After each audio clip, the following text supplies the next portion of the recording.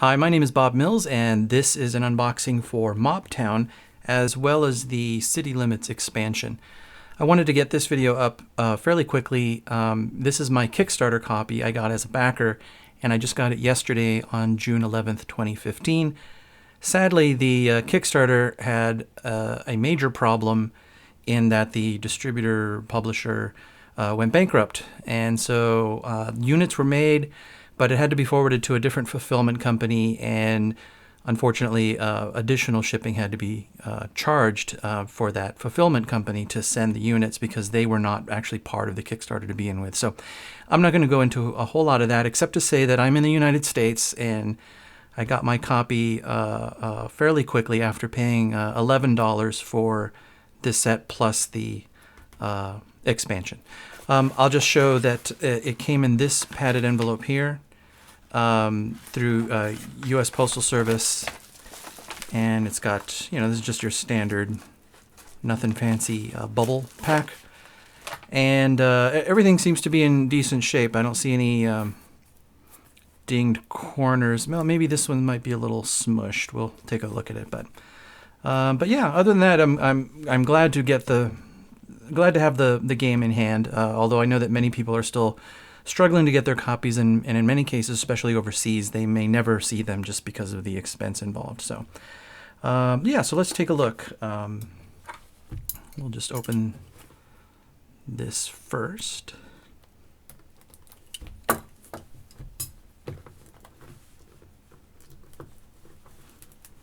This is for 2 to 4 players, 30 to 45 minutes, ages 8 and up.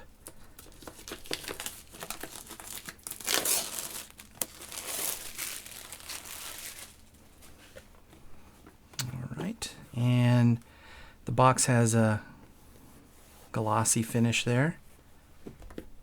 And let's just look at these corners. Yeah, I guess this one maybe just slightly, little indentation there on that corner, but I don't think it made it to the contents.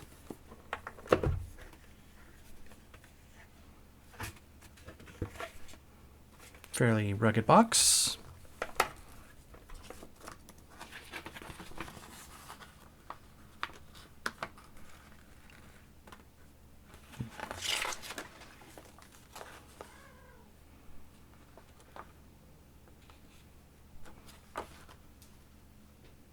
Okay, there's a Upholding the Law co-op variant. Now, it's been a while since I played the game in its development phase. It was a prototype when I played it at an Unpub event in Sacramento, but I definitely liked it enough to back the Kickstarter and follow it along. But it's basically, if I remember correctly, it's kind of a set collection and area control game as well. So let's see what we have here. We have a board here.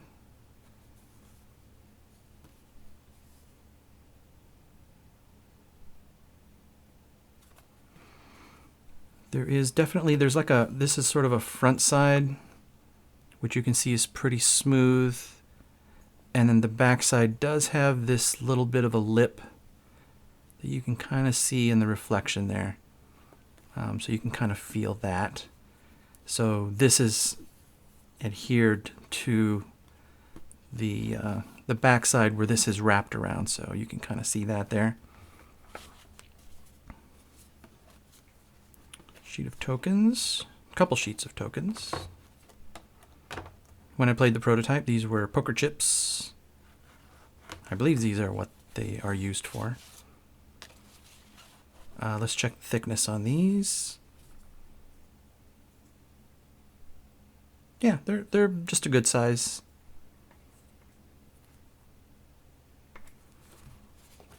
Looks like maybe the holes, the die cut is a little off center. You can kind of see the graphic. It's a little larger up there than there, but nothing. Yeah, you can see how it's kind of off center, the inside part there. Is that true on these other ones? Yeah, just kind of off center differently on those. Okay, we've got these characters here. Closer, Informant, Detective, Cruiser, Enforcer, and Dispatch. Same thickness as the other cards, I believe. Yeah, they're about the same. We have some stands, looks like.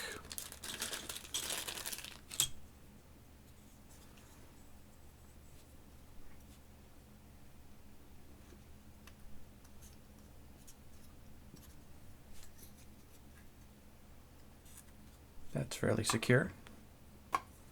Let's see, that must be for the co-op variant. Let's see, each player chooses a role and matching character pawn, and each role has a special ability and so on and so forth. I won't go into playing the game. Perhaps I'll do that in a later video. But then it looks like we've got 4 bundles of cards here. Closing this out, that's all there is to the inside. I guess there should be room in here for the expansion, which I'll open up last. By the way, I don't think I have any promo items or anything, if I recall correctly from my backing level. I just got the game and the expansion. So, all right, so let's take a look. There's a pull tab here. All right, well, let's take a look at some of the cards. First, let's take a look at the texture on here.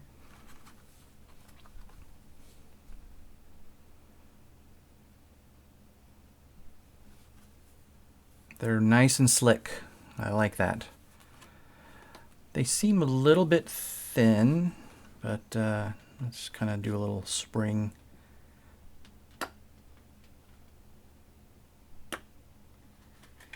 Yeah, they don't feel like they have any kind of substantial core to them. There's definitely its white edge on there. I'm not exactly sure how best to describe them. They feel fairly thin, but they do spring back. I mean, more importantly to me anyway is how they move and how easy it would be to shuffle them and that kind of thing. So there's a very slight bow in them just right out of the package, which I think is indicative of them being fairly thin. Yeah, this fairly thin stock. I think this is thinner than the 3 Cheers for Master game that I just got, which was all cards. But I don't know. It doesn't seem like a deal breaker for me. So. But let's take a look at some of these cards. And again, I apologize. I don't recall there's so many variants and ingredients, but I just kind of wanted to show some of the art. These are city card decks. Of course, all the punny names.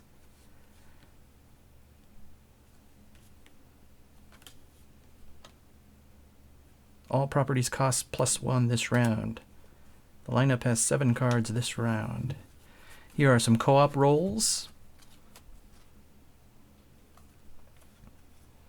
And of course, these are the ones that have the tokens that have the stands as well.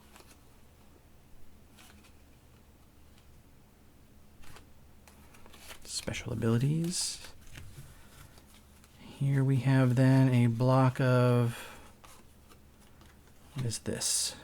Alternate law and cash cards. This is a bonus deck of cards that you can use to customize your copy of Mobtown. Simply replace the single law card and 6 cash cards from the draw deck with the alternate. This whole thing, or just, I don't know, I'll have to look and see, but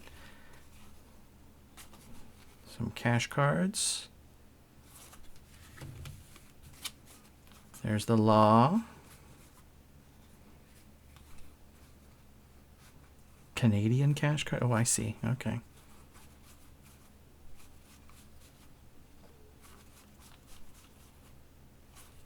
All right, so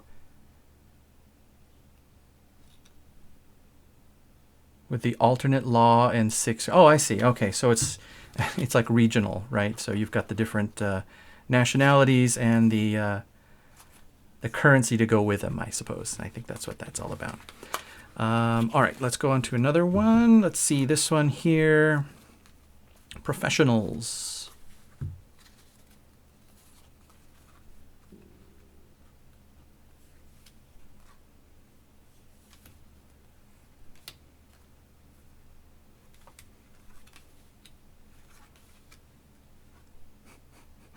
Lewis Slothchild. Take 2 additional actions this turn. Take any 2 cards from the discard pile. The vulture, of course, going into the discard pile. Sugar Go Lightly. Take over any property without paying any connection costs. And so on. Here are some agendas and different colors. How to score a round. Start with a player that drew the law. Score points equal to the face value of the properties you control. Again, this is an area control thing, game. And agendas. So examples of these agendas here. Let's see, more player aids.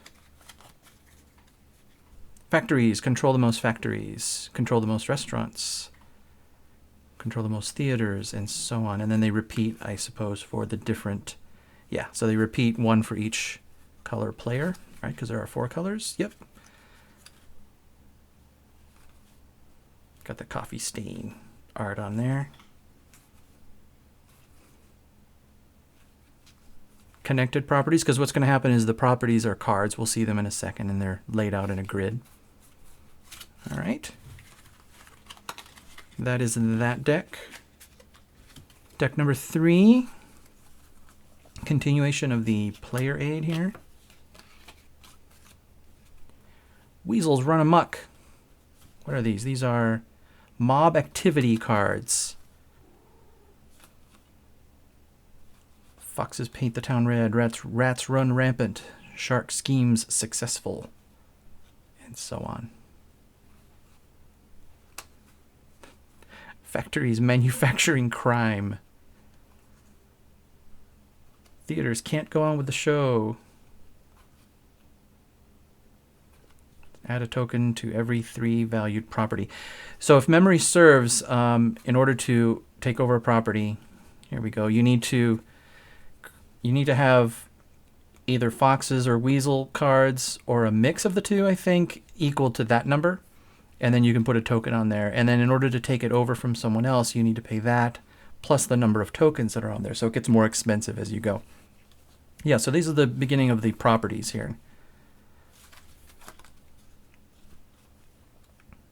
Yeah, so we'll so when you're laying out the town, again from memory, you follow these arrows here. So you put down a card, and then it tells you where the next card goes. And so when you turn this over, you put this at the end of the row, as far as it needs to go in order to lay this here. And then this arrow then tells you that you're going to put the next card right here. And so you put that card right there. And you see that card says you're going to put it down at that end, and so on. So you could, have you'll have unique layouts all the time. And as you saw earlier, there were some bonuses for like having contiguous areas and things like that. So that's kind of the base mechanic there is you're going to be turning in sets of cards. Let's see. Landmarks. I'm not sure how landmarks work. I don't recall, but let's go here. So here, yeah, you see rats and sharks. This is a restaurant, which is a type of building. You saw that card earlier about how many restaurants you control, how many hotels you control, and so on.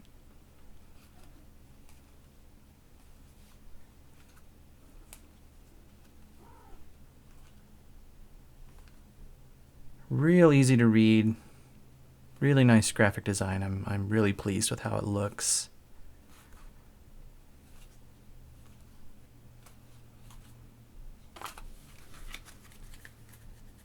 Let's see, and then the last one here, I guess this is the standard law. You had the alternative ones earlier. And then, yeah, these are the cards then that, they have a different back than this one. So these are what you're going to be collecting. Oh, and I guess there are different values of them as well. So this is worth three weasels. Look at that. All right, so the weasels are purple. The snakes are green. And of course the sharks. The rats.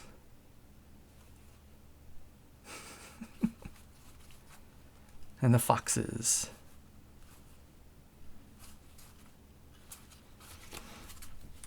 All right, and I think that's it for, yeah, we looked at that one already. Yeah, so those are the 4 decks. Let's take a look at the City Limits expansion. All right, we'll take the shrink wrap off of this.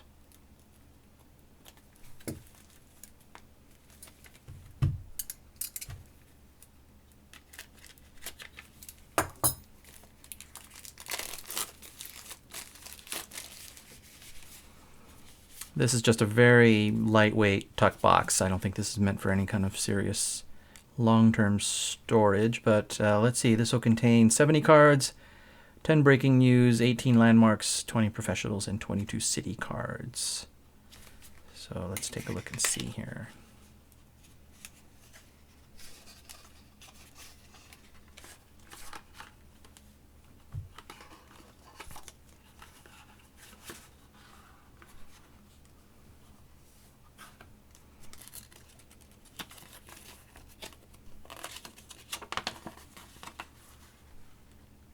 All right, breaking news cards add more ways to score points during each round, but only if it's drawn.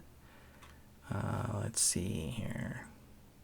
Again, I'm not going to go into a whole lot of info. Oh, that's the extent of it. I guess that's a new mechanic, perhaps, whereas the rest of the cards are just additional cards of the same mechanics, I guess is how that works. So let's see. The owner of every theater scores 1 point. Yeah, so these are meant to be drawn. These have the same back as the mobsters themselves, so they must be part of that deck. Gaming hall, hotel, restaurant.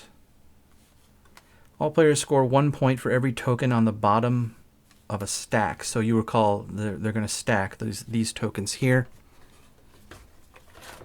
These tokens per player color, they're going to stack on the properties, and then the order that they're in matters. Here you see things happening depending on the layout. The player with the token on top of the highest stack earns 2 points. And yeah, that point tracker, of course, that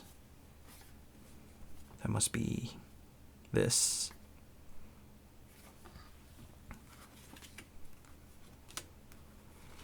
These are city card decks cards.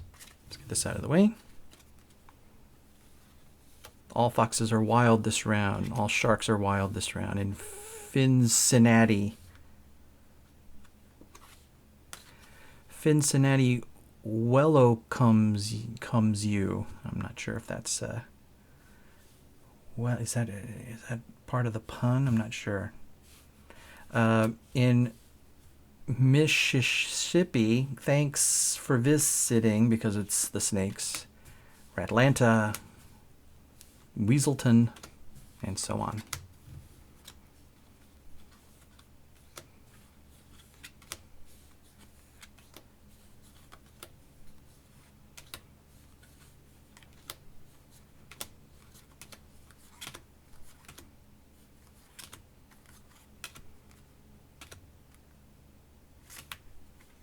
Trout. All right, and then we've got, keep this separate, we've got the landmarks. Are these all landmarks? Yep, I think these are all landmarks. The saloon is a gaming hall and a theater.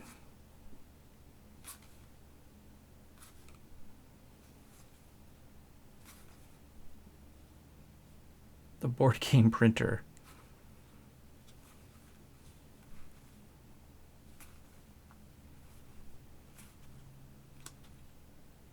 When you take over the dump, all other players must discard a card. The scrapyard.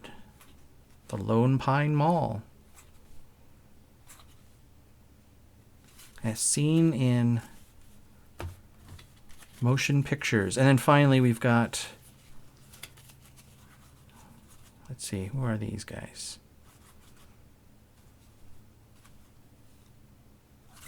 Let's take a quick look here. These are professionals.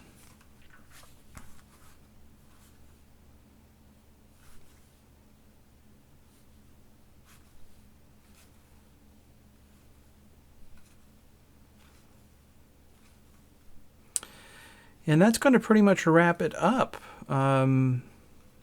Just getting through the last of the expansion. But yeah, hopefully that gives you an idea of what it looks like. And if you're still in the midst of trying to decide whether to continue to try to get the game, hopefully this video helps. I'm looking forward to playing it. I'm glad I got my copy and kind of put that part to rest. So, but for right now, thanks for watching.